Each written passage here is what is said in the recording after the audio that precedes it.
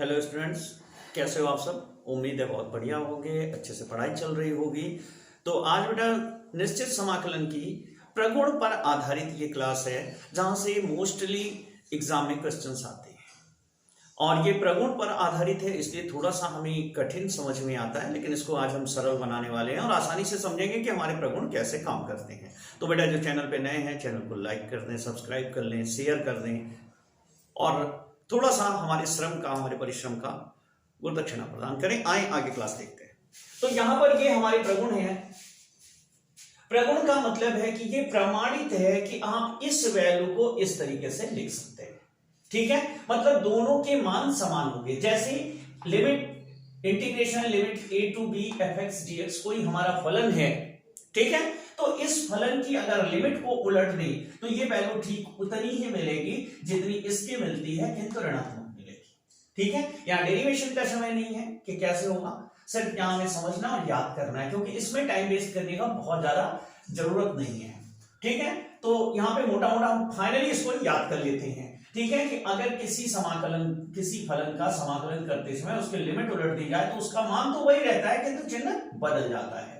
ठीक है, किसी समाकलन में कोई फलन जिस चर के पद में होता है और उसका ऑपरेटर भी उसी पद में हो, समान फलन दूसरे चर के पद में हो और उसका ऑपरेटर उसी पद में हो, मतलब fx dx जिसका जो फलन है वो x के टर्म में है, ऑपरेटर dx है, यहां पर जो फलन है वो t के टर्म में है, ऑपरेटर dt है, सेम लिमिट है, तो दोनों की वैल्यू सेम आएगी। आंकिक मान अगर लिमिट आंकिक रूप में रखा हुआ है तो दोनों की आंकिक वैल्यू सेम आएगी।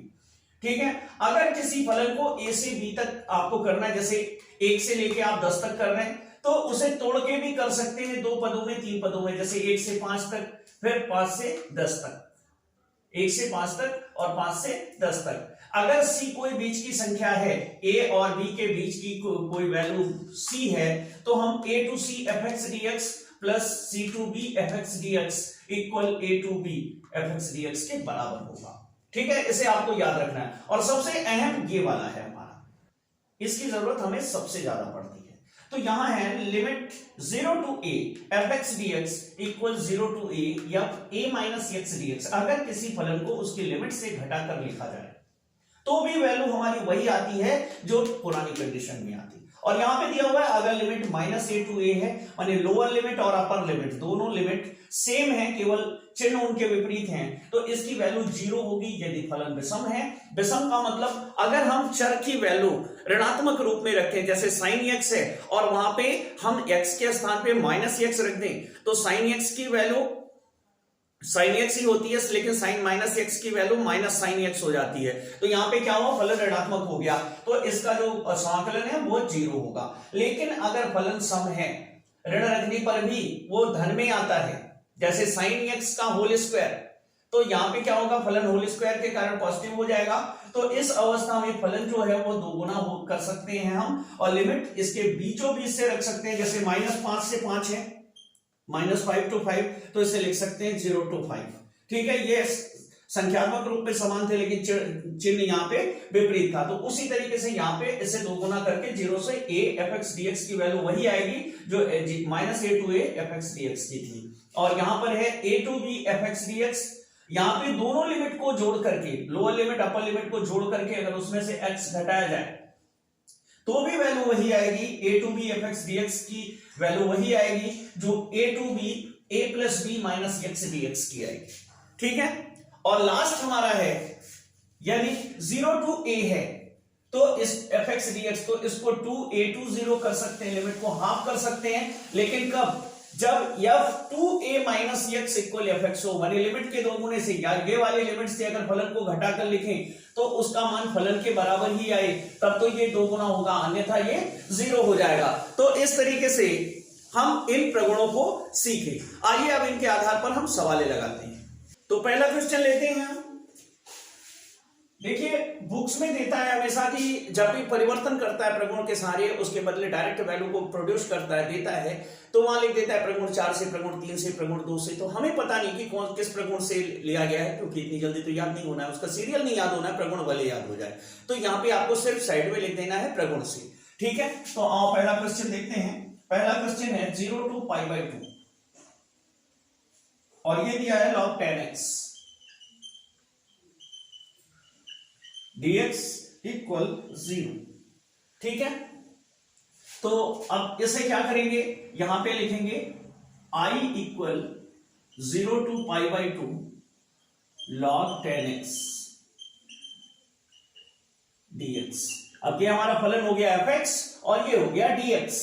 ठीक है, अब फिर इसे लिखेंगे log I equal 0 to pi by 2 log 10 pi by 2 minus x dx, और यहां लिखेंगे प्रगुण से। वैसे तो ये 4 है, लेकिन आप सिर्फ लिख देंगे प्रगुण से। ठीक है, अब I इक्वल हो गया 0 to पाई बाई 2, इसे इक्वेशन फर्स्ट लिख देंगे, जो हमारा पहले समीकरण मिला हुआ था, फलन मिला हुआ था, log cot x dx। ये हो गया इक्वेशन 2। समीकरण 1 व 2 जोड़ने पर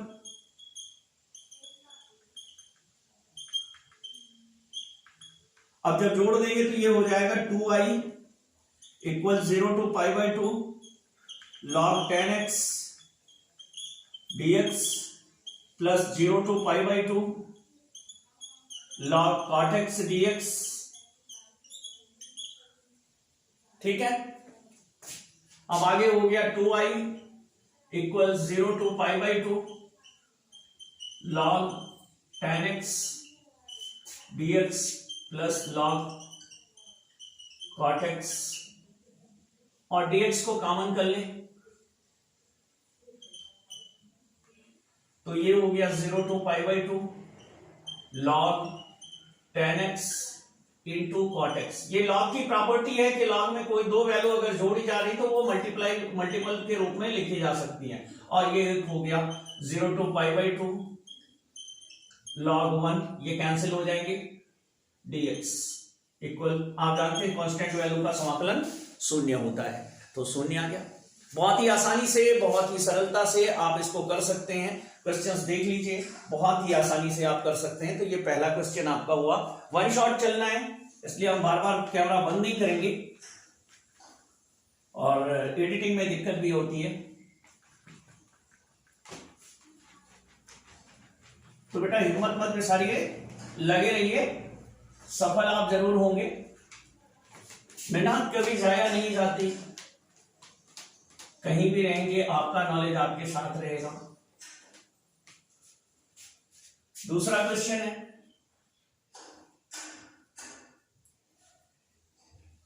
zero to pi by 2 dx upon 1 plus under root 10x equal pi by 4। तो अभी क्या करेंगे, यहां पे लिखेंगे I equal 0 to pi by 2 dx upon 1 plus root sine x upon cos x। फिर ये इसका लासा लेंगे तो इतना आप जानते ही हैं, ये हो जाएगा cos x upon under root cos x plus sine x, limit 0 to pi by 2 dx। I equal, ये इक्वेशन हो गया फर्स्ट। ठीक है, अब I इक्वल, इसे लिमिट से घटाएंगे 0 टू पाई बाई 2। अब ये आपको समझना होगा कि कहां घटाना है, cos pi by 2 minus x। देखो दिमाग में थोड़ा सा इमेजिनेशन लाओ, कल्पना करो कि इसका पहले समाकलन कर, वो पाई बाई 2 माइनस x करोगे तो साइन में बदल जाएगा, लेकिन हर में ये भी साइन में बदलेगा, ये cos में बदलेगा, लेकिन घुमा फिरा के रहेगा यही वैल्यू। तो जोड़ने में क्या होगा, वैल्यू 1 हो जाएगी, cos x cos pi by 2 minus x plus under root sine pi by 2 minus x। सामान्य अवस्थाओं में इनका समाकलन करना टेढ़ी खीर है, dx।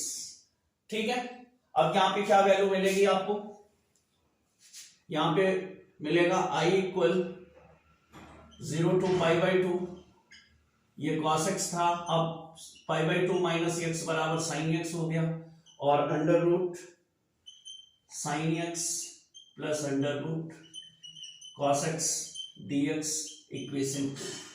ठीक है, अब देखो ये समीकरण 1 है, वो समीकरण 2 है, दोनों को जोड़ लो। 1 व 2 को जोड़ने पर,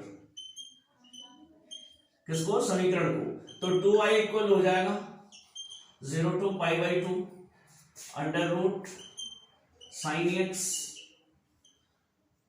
पहला समीकरण 1 cos x है, cos x upon cos x plus under root sine x plus under root sine X upon under root sine x plus under root cos x dx,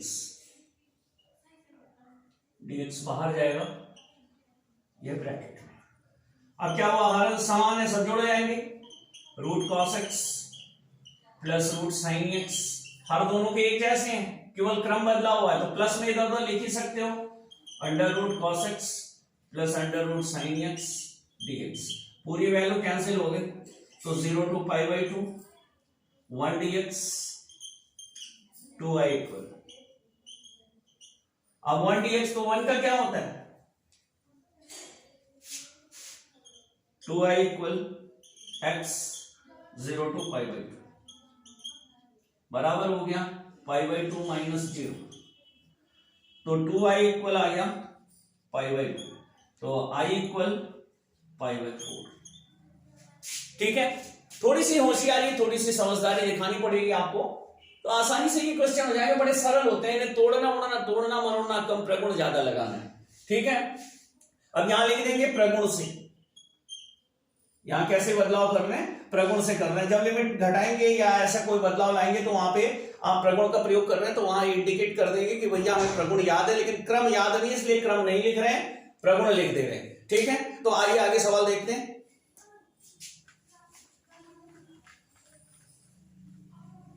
सीखना जिंदगी में सबसे कठिन काम होता है, और जब एक बार हम सीख लेते हैं ना, तो फिर सिखाने में बड़ा मजा आता है और काम करने में भी बड़ा मजा आता है।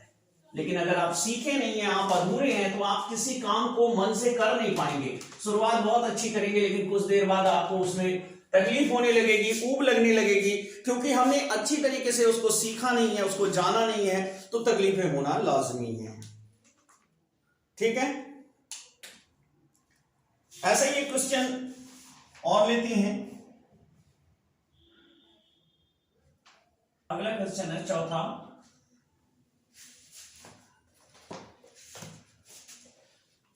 Integration -a to a x cube under root a square minus x square dx equal 0 prove करना है।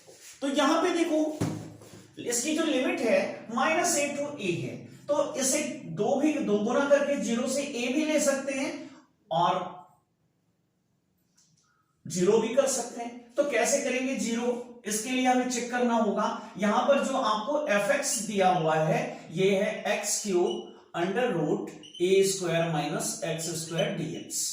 ठीक है, अब अगर f माइनस एक्स लिखते हैं तो ये हो जाएगा माइनस एक्स की whole cube under root a square minus minus x का होल स्क्वायर dx।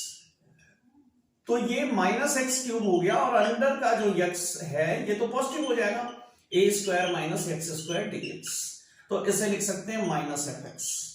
ठीक है ना, अतः फलन विषम है।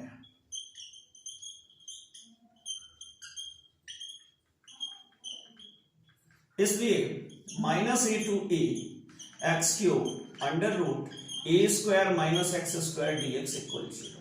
आप स्पष्टता लिख सकते हैं बिना कोई सॉल्यूशन के, बिना किसी सॉल्व के। ऐसे एक सवाल और देखते हैं, जैसे ये दिया हुआ है इंटीग्रेशन -1 to 1, ठीक है, log 2 minus x upon 2 plus x dx। ठीक है, अब यहां पे वैल्यू है हमारी fx equal log 2 minus x upon 2 plus x.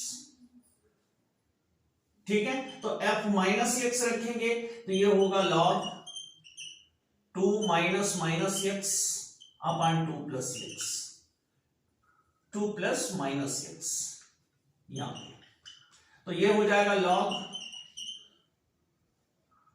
2 plus x upon 2 minus x. और पहले जैसा बनाने के लिए इसमें से माइनस कॉमन लेना होगा, तो log minus 2 minus x upon 2 plus x, ठीक है। अब यहाँ पे अगर log में ऋण वैल्यू आती है तो इसको किसी वैल्यू से घटाना पड़ता है, तो ये कुल मिला के वैल्यू जो हो जाएगी ऋण fx के बराबर आएगी, ऋणात्मक आ रही है, ठीक है। तो यहां लिखेंगे चूंकि फलन विषम है,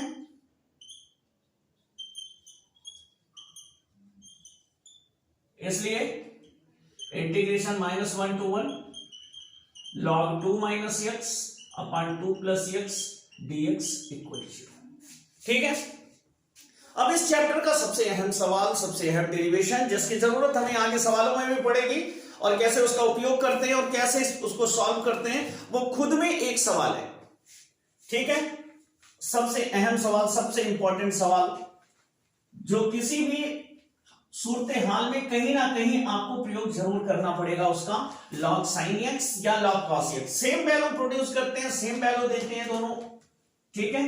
तो आइए उसको सॉल्व करते हैं और देखते हैं।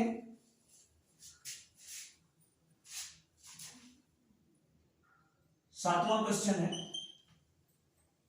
log sin x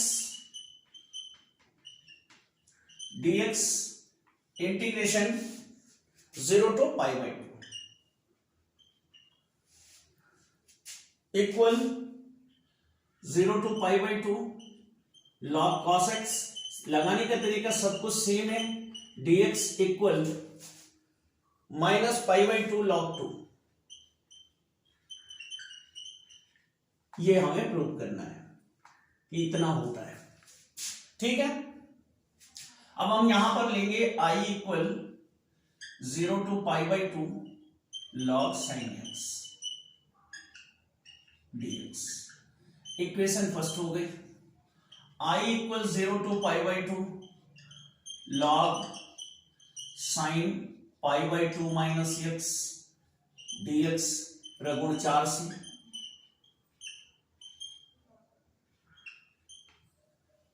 आपको नहीं आता आप प्रगुण से लिख दीजिए, बात खत्म हो गई। I equal 0 to π/2 log cos x dx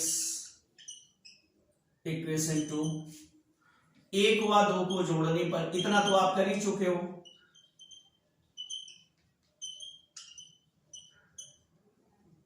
जोड़ने पर ये हो गया 2i equal 0 to π/2 log sin x plus log cos x।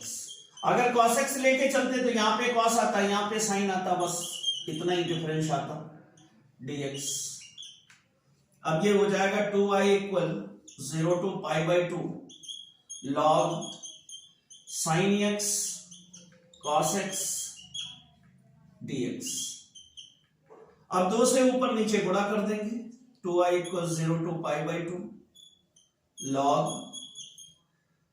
sin 2x, ऊपर 2 से गुणा करेंगे तो sin 2x बन जाएगा अपॉन 2 dx। त्रिकोणमिति से 2 से गुणा किए, 2 से भाग कर दिए, तो ये 2 sin x cos x बन गया, इक्वल हो गया sin 2x, और जो हर में 2 से भाग किए थे वो हर में वैसे ही रखा हुआ है। तो अब एक लॉग की प्रॉपर्टी होती है, इसको आप भी जानते हो कि अगर कोई भी लॉग की 2 वैल्यू भाग के रूप में लिखी है तो उसे ऋण के रूप में लिख सकते हैं। तो यहां हम उसका प्रयोग करेंगे और यहां लिखेंगे 2i, यहां आपने देखा 2i equal 0 to π/2 log sin 2x upon 2 है, dx है, ठीक है। तो यहां पे ऐसे लिखेंगे 2i equal 0 to π/2 log sin 2x। सच तो ये है बेटा कि ये साइन को छूना ही नहीं है, हम माइनस log 2, ये तो कांस्टेंट है, log 2 को log sin 2x minus log 2 होगा, और log 2 जो है ये तो कांस्टेंट है, तो इसको लिख देंगे बाहर 0 से π/2 1 dx, ठीक है। 2x को यहां पे t मान लेंगे, तो 2x इक्वल t, तो 2 dx इक्वल dt, तो यहां पे dx इक्वल 1/2 dt, तो यहां पे लिमिट भी चेंज करो, जब x इक्वल 0 रखोगे तो t इक्वल 0 मिलेगा बेटा, जब x इक्वल π/2 रखोगे, यहां पे π/2 रखोगे तो 2 से 2 कैंसिल हो जाएगा और t बराबर पाई मिलेगा। तो ये हो गया 2i equal 0 to π limit change हो गई और 1/2 यहां किनारे आएगा और ये होगा log sin t dt। ठीक है, इक्वल यहां पे माइनस log 2 और इसका हो जाएगा x 0 से π/2।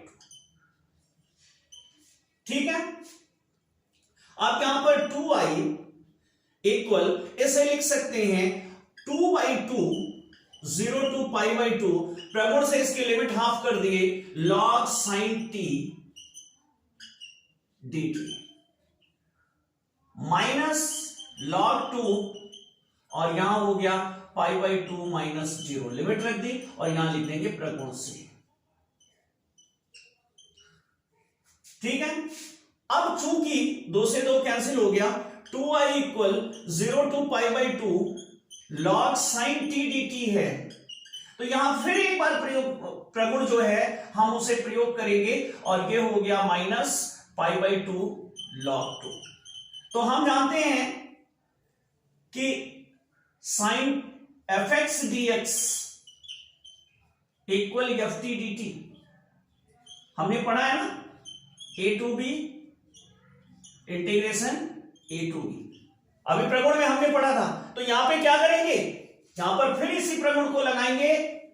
यहां पे देखो sin t dt है तो इसे लिख सकते हैं sin x dx, लॉग है तो लॉग लगा ले फलन में, 0 से π/2 लिमिट से कोई छेड़छाड़ नहीं, यहां पे हो गया 2i माइनस π/2 log 2 और यहां क्या यूज करेंगे फिर प्रगुण से, 3 बार प्रगुण लग चुका है यहां पे, यही इसे ट्रिपिकल बना देता है। अब ये आपका i बन गया, ये चले थे जहां से तो ये i बन गया, तो 2i equal i minus π/2 log 2, तो अभी क्या है i इधर लाके घटा देंगे तो i इक्वल हो गया माइनस π/2 log 2।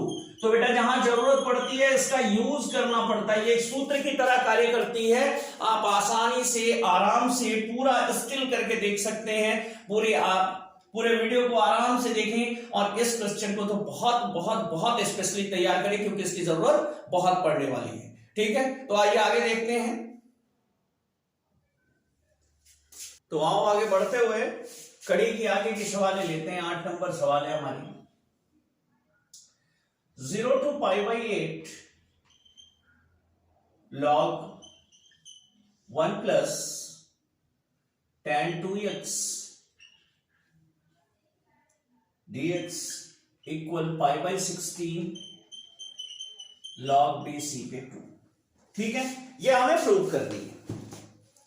अब इस सवाल में देखते हैं क्या किया जा सकता है। 0 से π/8 log 1 plus tan 2x dx, अब यहां पे प्रगुण यूज करते हैं, i इक्वल 0 to π/8, कौन सा प्रगुण याद करेंगे, प्रगुण 4, 1 plus tan 2 into π/8 minus x dx। ठीक है, ये हो गया 0 to π/8। अब इसको थोड़ा सा सॉल्व करेंगे, log 1 प्लस, अब देखो 2 अंदर ले जाएंगे तो ये हो जाएगा tan π/4 माइनस 2x dx। ठीक है, अब यहां पर 0 to π/8 इसको थोड़ा सा बोलेंगे तो ये हो जाएगा log 1 plus tan a minus b का formula tan π/4 minus tan 2x upon 1 plus tan π/4 tan 2x dx। ये हो जाएगा 0 to π/8 log 1 plus 1 minus tan 2x upon 1 plus tan 2x dx। अब चलो इधर देखते हैं, इक्वल हो गया 0 से π/8। अब देखो इसका अगर एलसीएम लेते हैं तो ये हो जाएगा log 1 plus tan 2x plus 1 minus tan 2x upon 1 plus tan 2x dx। ठीक है, तो ये कैंसिल हो गया, ये हो गया 0 से π/8 log 2 upon 1 plus tan 2x dx। अब लॉग की प्रॉपर्टी लगा दो, ये हो गया 0 to π/2 log 2 π/8 sorry minus log 1 plus tan 2x 0 से π/8, ठीक है, dx, और यहां भी dx। तो भैया यहां पे चले थे तो वो क्या था, log 1 plus tan 2x dx 0 से π/8, तो ये तो आ रही है वैल्यू, ये आपका क्या चल रहा है, आई चल रहा है, ध्यान दीजिएगा। तो यहां पे फिर वैल्यू रख सकते हैं i इक्वल log 2, ये तो कांस्टेंट है, बाहर करो इसको, इंटीग्रेशन 0 से π/8 1 dx माइनस i, वही वैल्यू फिर से आ गई, तो i को इधर लाओ तो ये हो गई 2i। अब log 2, यहां ये π/8 है, बार बार π/2 हो रहा है, आदत पड़ जाती है, तो यहां पे रखेंगे, ये हो गया आपका x 0 to π/8, और यहां पे हो गया i इक्वल 1/2 log 2 π/8 माइनस 0, इस बार 2 नहीं हुआ। अब π/8 जो है ये इधर आके गुणा हो जाएगा, तो ये हो गया π/60 log 2। तो छोटी सी मजेदार सवाल थी, अच्छी सवाल थी, बढ़िया सवाल थी, और परीक्षा में आने लायक सवाल थी। अगर हमें पेपर बनाना हो तो हम इस सवाल को जरूर दें, छोटी है, टेक्निकल है, अच्छी सवाल है, ठीक है। तो यहां पे आपने प्रगुण का प्रयोग किया है, यहां आपको लिखना होगा प्रगुण से, याद आता है तो 4 से, 4 ही नंबर है जो बहुत ज्यादा आता है, ठीक है। और आगे पढ़ते हैं।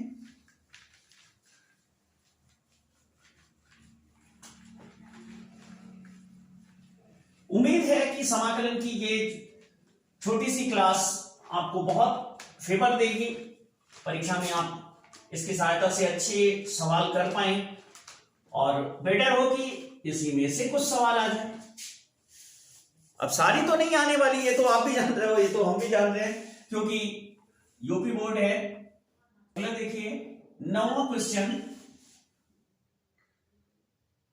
0 to π/2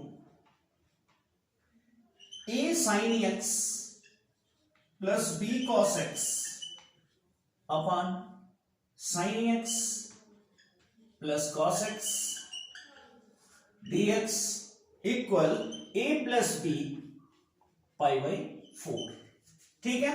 चलो भाई शुरू करते हैं।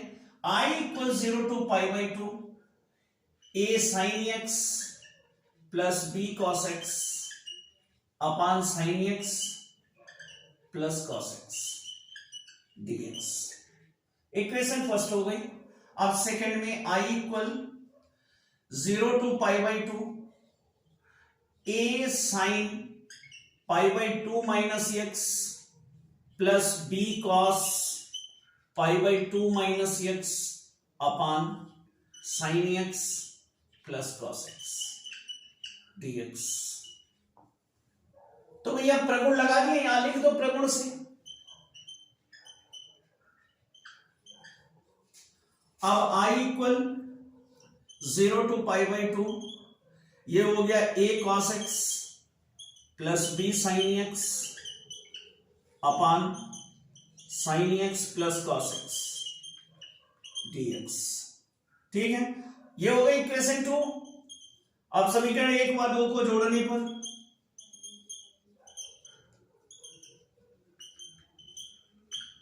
अब जोड़ेंगे तो ये हो जाएगा 2i इक्वल इंटीग्रेशन 0 to π/2, देखो पहला क्या है a sin x, हर तो दोनों के सेम है तो अंश से जुड़ जाएंगे, a sin x plus b cos x plus a cos x plus b sin x upon sin x plus cos x, और यहां पे dx, ठीक है। ये पूरा आपका हो गया। तो आगे क्या होगा 2i इक्वल, यहां से देखो a sin x और b sin x, इसमें से साइन एक्स कॉमन ले लो, तो इंटीग्रेशन 0 से π/2, यहां पे कॉमन ले लिया साइन एक्स, तो ब्रैकेट में बचा a plus b plus cos x, तो ब्रैकेट में हो गया a plus b upon sine x plus cos x. अब दोनों ओर से a प्लस बी कॉमन ले लो, तो 2i इक्वल हो गया a प्लस बी, और यहां पे क्या हो गया 0 से π/2 sine x plus cos X, यहां पे dx upon sine x plus cos X dx।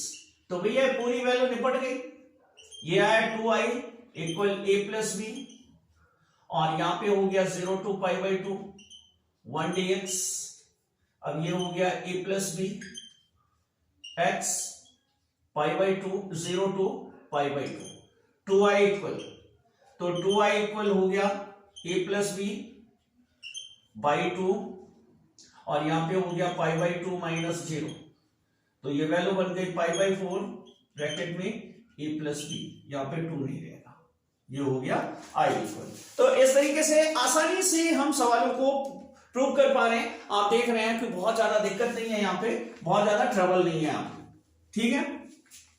जब तक आप लगेंगे नहीं, देखो मैथ एक ऐसी चीज है, जब तक आप अपने पेन से नहीं करेंगे, आप कितना भी मेरे बोर्ड को निहारें, कितना भी अपने टीचर को निहारें, कितना भी किसी को देखते रहें, लगातार सवालों को देखें, किसी भी चीज में देखें, सॉल्व पेपर देखें, गाइड्स में देखें, या फिर मोबाइल पे आप किसी भी साइट पर किसी भी टीचर को देखें, जब तक आप अपनी पेन नहीं चलाओगे मैथ नहीं आने वाली बेटा। कितनी भी कोशिश कर लो आप सफल नहीं हो सकते जब तक कि आप अपनी पेन ना चलाएं। आओ देखो इसी से जुड़ी हुई और सवाल देखते हैं। 10वां 0 to 1 x 1 minus x whole power 3/2 dx, इसका मान निकालना है आपको। तो यहां पर इसे हम मान लेते हैं i इक्वल, ये हो गया इक्वेशन फर्स्ट, ठीक है। तो i इक्वल यहां पे लिख सकते हैं 0 to 1 1 minus x, और यहां पे कर सकते हैं 1 minus x पूरे की पावर 3/2 dx। तो क्या होगा, थोड़ी सरल हो जाएगी सवाल, इसको तो खोल नहीं सक रहे थे। तो ये हो गया i equal 0 to 1 1 minus x, और यहां पे क्या हो गया ब्रैकेट को के अंदर 1 minus 1 plus x whole power 3/2 dx। तो अब यहां पे क्या हो जाएगा, i इक्वल 0 to 1, ये हो गया 1 minus x, यहां 1 से 1 कैंसिल हो गया, x की पावर 3/2 dx। अब i इक्वल इसे अंदर ले आओ, तो ये क्या हो गया 0 to 1 x to the power 3/2 dx minus 0 to 1। अब यहां पे इसका मल्टीप्लाई हो जाएगा, तो 2 1 2 1 3 x की घात 5/2 dx, ठीक है ना, एक घात इसमें जोड़ गई x की। अब यहां पे लिखेंगे 0 to 1, अब इसका तो समाकलन कर सकते हैं, ये हो गया x की power 3/2 plus 1 upon 3/2 plus 1 limit 0 to 1 minus x की power 5/2 plus 1 upon 5/2 plus 1 0 to 1। तो ये क्या बन गया आपका i इक्वल 5/2 x की पावर 5/2 बटे 5/2 0 to 1 माइनस x की पावर 7/2 बटे 7/2 0 to 1। तो ये हो गया 2/5 और गुणे 1, यहां 1 रखोगे 1 हो गया, 0 पे खत्म हो गया, माइनस 2/7, फिर ये 14 माइनस 10/35 बराबर 4/35। तो ये आपका आंसर हो गया। तो बेटा इस तरीके से आप इन छोटी छोटी सवालों को आसानी से देखिए, और बड़ी सवाल जो मैंने आपको बताई उनको देखिए, और इन्हीं सवालों के आधार पे आप चैप्टर को निपटा डालिए। उम्मीद है आप परीक्षा में इस चैप्टर से बहुत ही अच्छे नंबर पाएंगे, ठीक है। तो मिलते हैं नेक्स्ट वीडियो में, पढ़ते रहिए, बढ़ते रहिए।